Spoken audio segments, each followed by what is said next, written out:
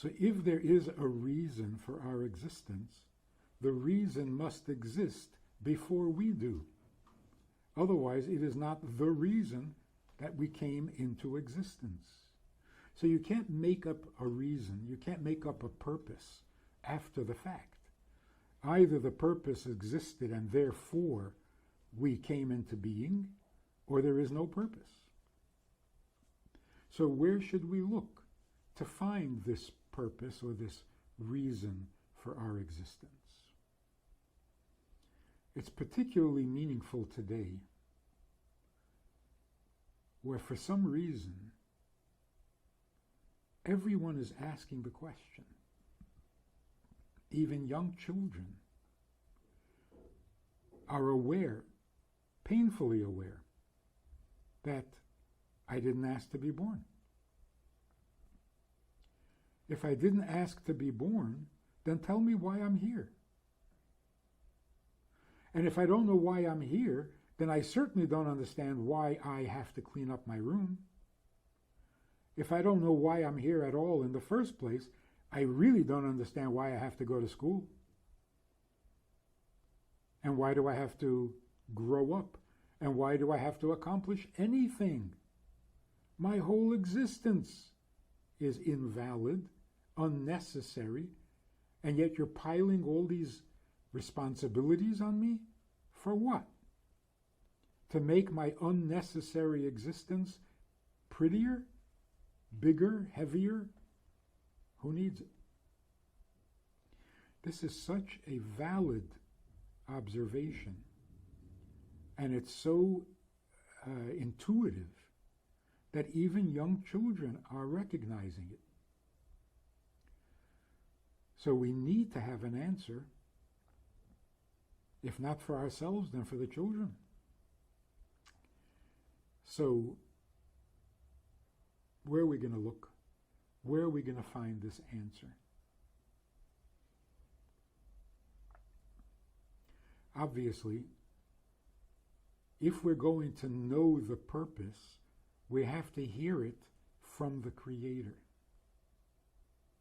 There's no way I can figure out why there's a desk in this room if the person who put it here won't tell me, because there are infinite possibilities. And how am I going to know which one is the correct one? Now, I know somebody put it there. It didn't happen by itself. So I know that there is a reason for the table to be here. But how am I supposed to guess?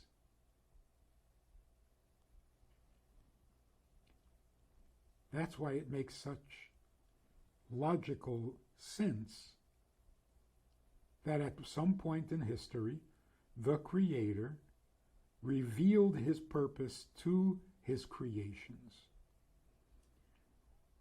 We know it as Mount Sinai. God came down to Mount Sinai and revealed to us his purpose, his reason, his need for our existence. It's the only source.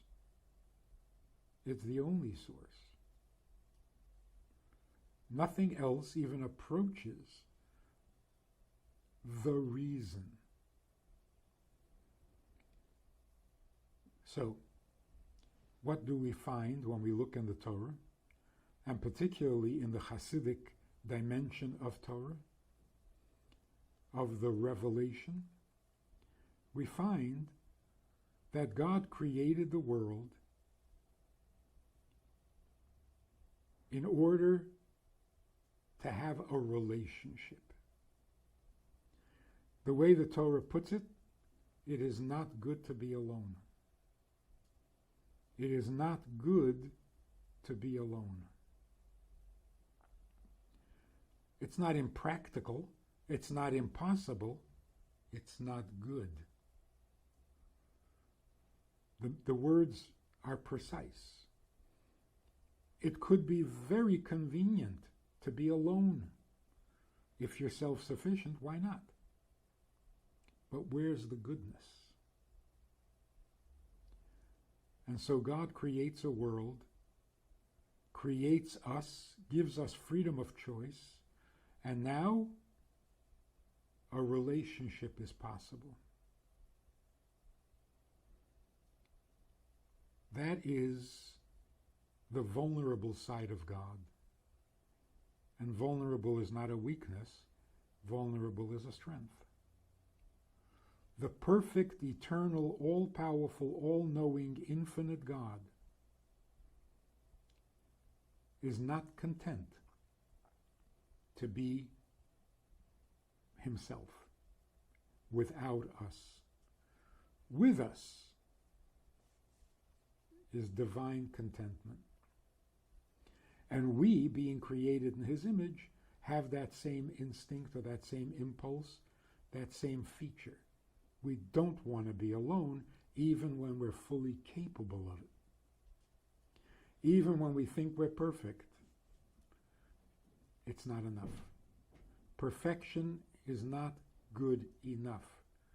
It's practical, it's utilitarian, I can handle it all myself, but what's the point? Where's the goodness in it? So God created a world.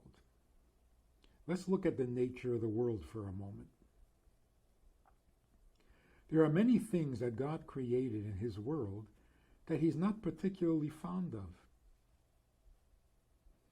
So when we look at creation, we can't assume that everything in creation is holy and good and godly, because many of the things God did create, he does not enjoy. Those are called sins. The things that God objects to, the things that God is offended by, the things that God rejects. Well, if he is offended by it, why did he create it? In order to enhance the things that are good and godly and holy, the contrast, the balance, the challenge, the ability to choose between them, all of that justifies creating things that he does not really like, and maybe even despises, finds abominable. In other words, God creates some things because they're a useful part of the plan. They're technically necessary, strategic.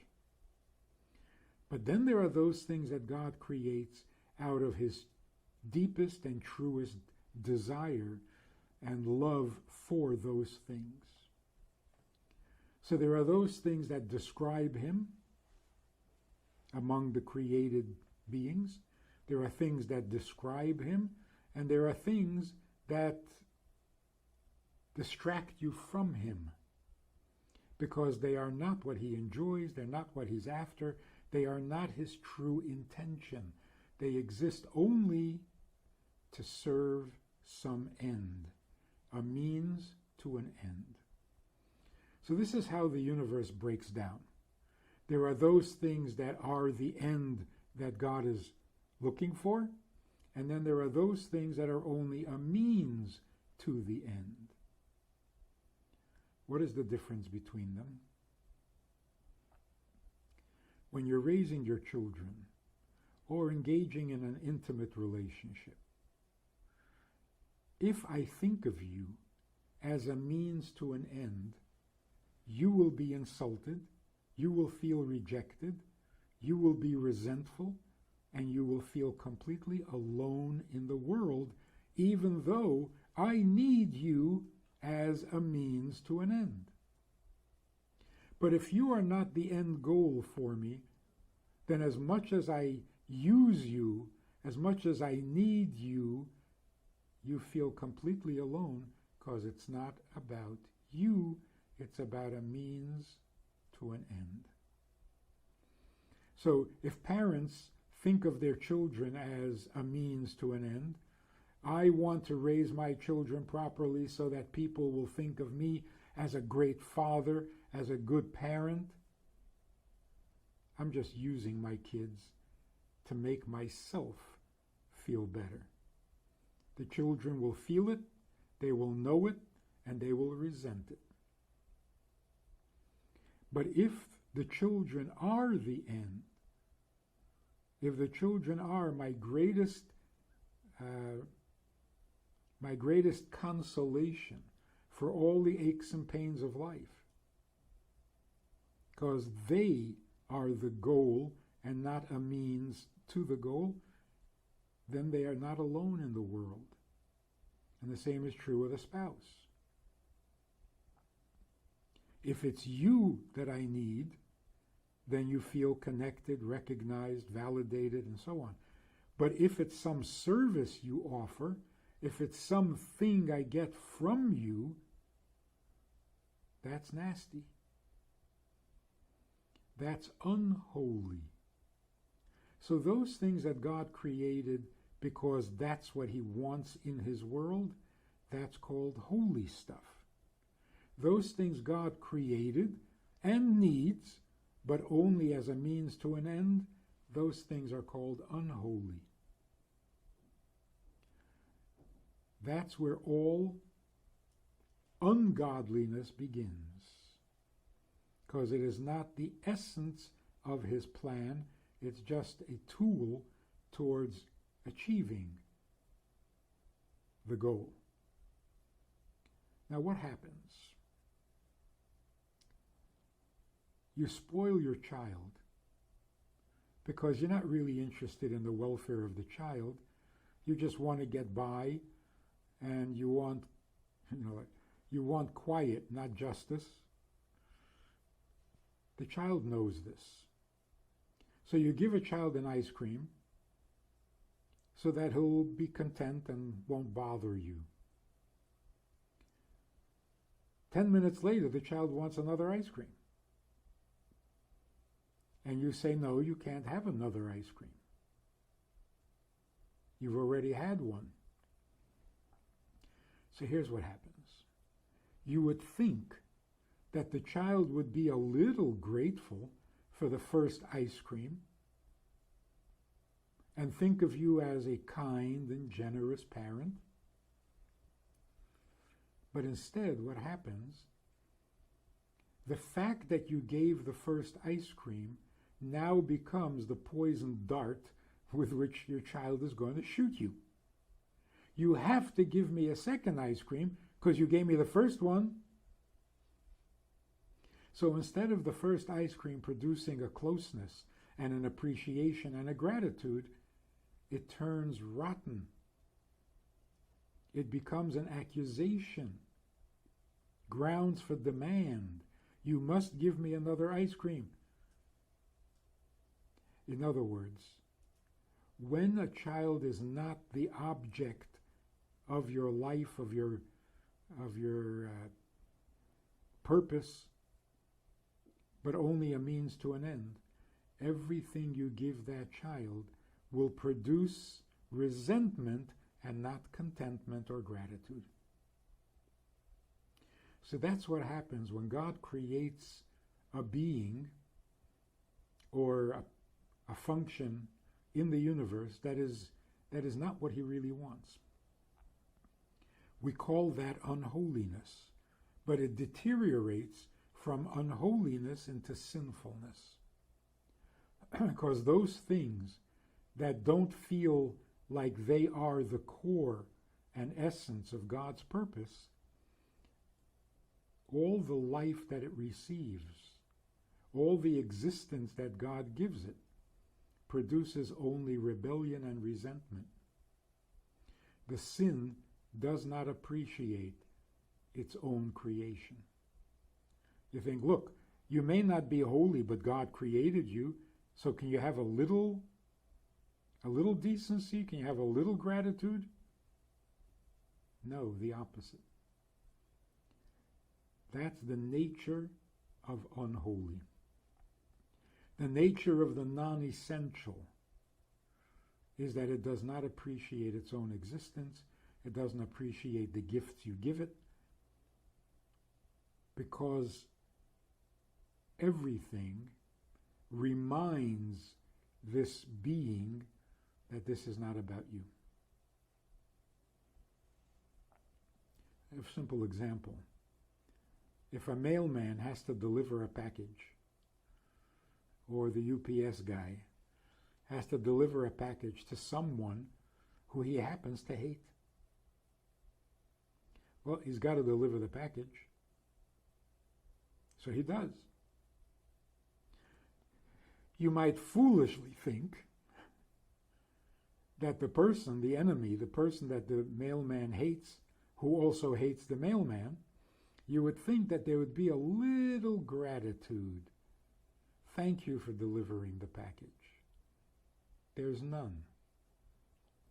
There's only resentment. Why? Because it is so palpable. It is so obvious.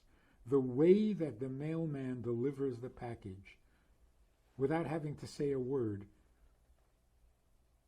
it speaks volumes. He doesn't look you in the eye. He doesn't hand it to you in your hand. It's like he drops it in front of you at your feet and says, "Here. This is not coming from me. I didn't want to deliver this to you. It's just my job. And I'm not giving this to you because I care about you. It's just my job. So this is not really coming from me. If it were up to me, I wouldn't deliver this. And it's certainly not meant for you as far as I'm concerned.